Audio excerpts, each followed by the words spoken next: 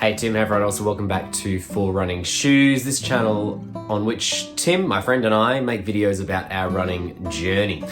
Today, I am going to be doing a review on the Garmin Instinct 2. I shared about a month ago how I had purchased the Garmin Instinct 2 GPS watch, and now I am going to review it. I'm ready. I have given it a real go over the last month, and I am, first of all, very happy with it. It's comfortable on my wrists. I haven't really worn watches for the last little while, and I certainly haven't been wearing a smartwatch. I was a bit unsure about wearing it at night time to bed, but after a day or two, it was quite comfortable, and I am really pleased with the kind of data it gives me. So let me start with, first of all, the things that I really enjoy about this watch. The first thing that I really like is its battery life. I have only really charged it 2 or 3 times since I have purchased it. I can comfortably get 2 weeks with my regular running with the watch. Without any GPS activities, it says that it can last up to 28 days. Of course, I'm using a GPS activity every couple of days, but I'm still finding it lasts me nearly 2 full weeks without needing a charge. And when it does need charging, it is typically done within a couple of hours, which just makes it really easy. I like as well how instead of giving a percentage, it gives a number of days until it needs a charge, or a number of days of battery left. So that's a real feature that I like. I appreciate that it lasts so long. Obviously, you're sacrificing a few things. The screen is pretty basic. There's no color or anything, but I am okay with that just because the battery lasts for so long. The next thing I really like is the heart rate monitor. Of course, it does the same job as any other heart rate monitor watch. It kind of averages out over a few seconds, so it's not, extremely precise, but it still gives a pretty accurate reading of what your heart rate is doing. Obviously, Garmin themselves suggest that if you're really after accurate heart rate readings, you want a chest strap, but I have been happy with this one. It's given me great readings while I'm out on my runs. It's also given me great readings just while I am resting, and it's great to be able to keep an eye on that data.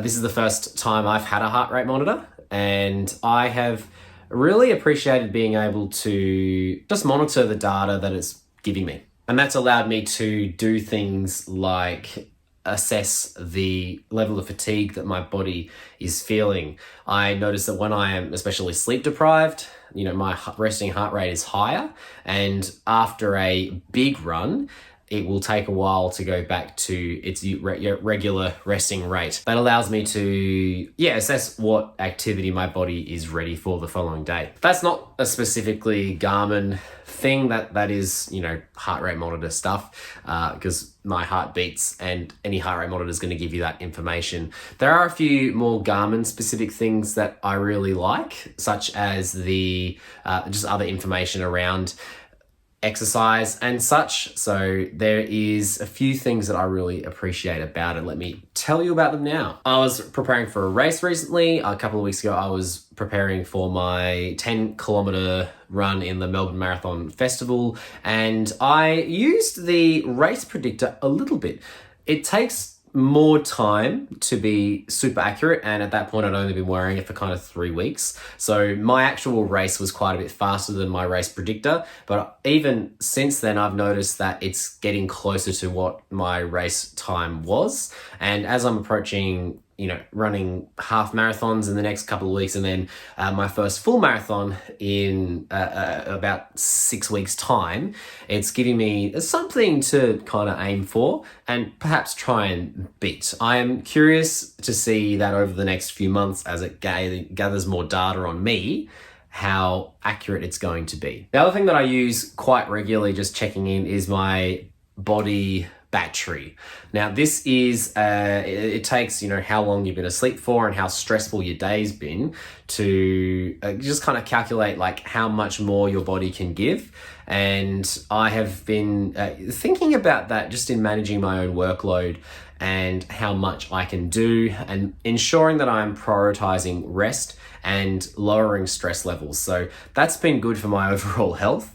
I know that it's not looking at any particular metric, but it's gathering a bunch of information to kind of assess how tired my body is. And I have been appreciating that. And it doesn't go like below 5. So I want, some days are really intense, and by, 6 or 7 o'clock, I'm hitting the low point of my body battery, but I'm still doing things, so it'll just sit on 5 for a while. But it's been good for me to try and prioritize rest and lowering stress, and this has helped me with that. I like the sleep monitoring stuff. I like that because the battery is so long, I don't have to worry about taking it off and charging it each night. I know that some other watches out there, you have to charge it daily or every couple of days. I really like that this you don't need to do, so I can leave it on overnight and it's reasonably comfortable and it gives me good sleep data. And of course, the waterproofness. I elected to go with this one. It's rated to 100 meters, and 100 meters doesn't mean you can go 100 meters underwater for a long time. It just means that you can do more underwater for longer. So I'm not likely to get into any diving, but in the future I am thinking about things like triathlons, and I wanted something a little bit more heavy duty than 50 meters of waterproofing, and I think that it's great that this can do that. The ease at which this records my activities as well, and the way that it talks with Strava, where I can store all this data and share it as I have been doing for the last few years, but also how I can look at it within Garmin and the Garmin app on my phone. I really like that. I like how easy it is and how I don't have to really think about it. I just need to start it and then stop it and then it's done. Whereas I was using my phone up until now, and this is just much more comfortable. I don't have to worry about pulling it out of my pocket. My phone just stays in my pocket as kind of an emergency. I don't have to touch it while I'm running. I really like that I've got all the information here. I can see my heart rate. I can see my current speed. It gives me, it calls them lap reminders or lap notifications. Every kilometer, it will tell me how fast that I ran the previous kilometer, and I can set that to whatever I want. And that's nice. If I am using headphones, which I generally do, it will also talk through my phone into my ears, which is nice. It doesn't take as long to share the information as another app like Strava does, which is nice when listening to podcasts or audiobooks. You don't have to worry about pausing it, even though it doesn't pause the audio, which is something I don't like.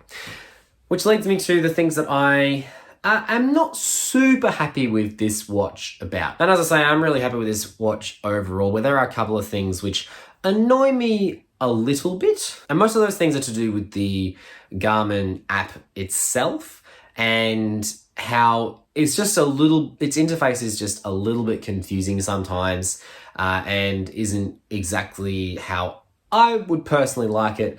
It's only a small criticism, like adding activity. I tried to add kayaking onto here today. I managed it, but it took me a couple of goes looking at different screens to find the right thing.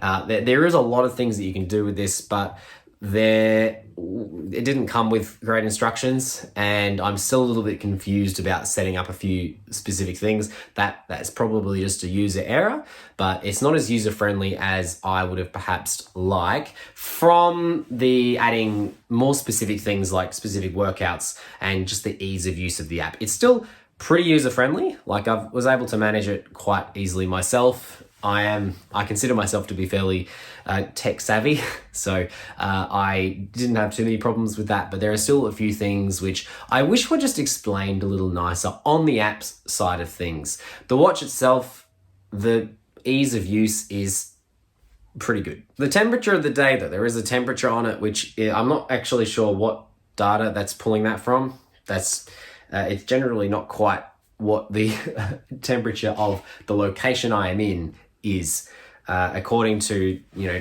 both actual thermometers I have in the area. I get that they could be different, but also looking at local weather readings generally tend to be different. So I'm not sure if this is looking at my suburb or if it's looking at Melbourne, which is could be 60 kilometers away depending on where I am.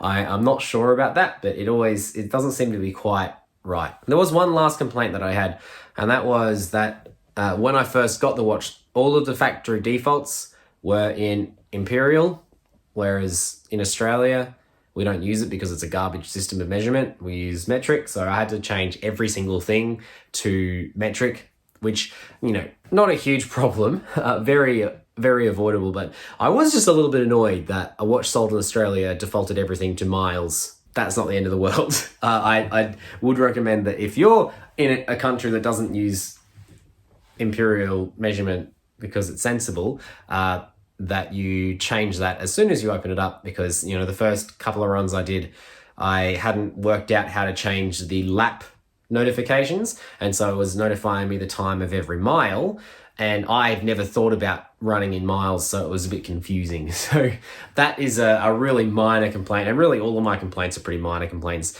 It's a comfortable enough watch, the battery lasts fantastically, and it gives me all of the functions that I want. It was fairly pricey, you know, for a GPS watch, very reasonable. This retails for about $500 Australian, and for that, all of the features it gives you, the longevity of the battery, the hardiness of it, I think that's pretty good. It does certainly have a very sporty appeal. It does certainly have a sporty appearance to it, which I'm okay with. You know, I do work in a professional environment, and I'm very comfortable wearing it because it kind of, you know, fits my lifestyle. So overall, despite my couple of things that I'm not super happy about, I am very happy with this watch. It's enabling me to better track my runs and also my overall health. You know, thinking about stress, thinking about rest, thinking about recovery times, thinking about what I can do. It's got all these coaching features, which I haven't even really delved into yet myself, but I'm excited to play around with them in the future. And I am looking forward to, continuing to use this. It's a great watch, I think. And, if you're looking for a watch which has long battery life, this is one to certainly look into. Well, that's all for me for today. I know you had another race this previous weekend, Tim, so I can't wait to hear about how that went in your next video, assuming that's what you present. That'll do for me for today. In terms of my running this week, I ended up pulling up a bit sore than I was expecting after my 10-kilometer race a couple of weekends ago. My right knee was the one giving me issues earlier in the year. My left knee turned out to be a bit sore, so I rested it most of this week, and I am currently in the phase of just resuming things very gently. So I am concerned because I have a marathon booked in at the end of November, and I'm not going to run on an injured knee because, you know, running, if you've got cartilage issues, running distances on them is not going to be good for the future. So I am really hoping that gets sorted very quickly and I'm able to resume my marathon training, because at the moment I think I'm going to struggle to run one, just because partly because my knee isn't quite there, and also because I haven't had enough kilometers in yet. I'm confident I can run a half marathon. I can run a half marathon tomorrow if my knee's good, but beyond that, I'm not really sure yet. So I'm a bit nervous, so I'll keep you updated. We'll see how it goes next week. I can't wait to see your video this week coming, Tim. Make sure you check that out. Thank you very much for watching. Take care. We'll see you next time.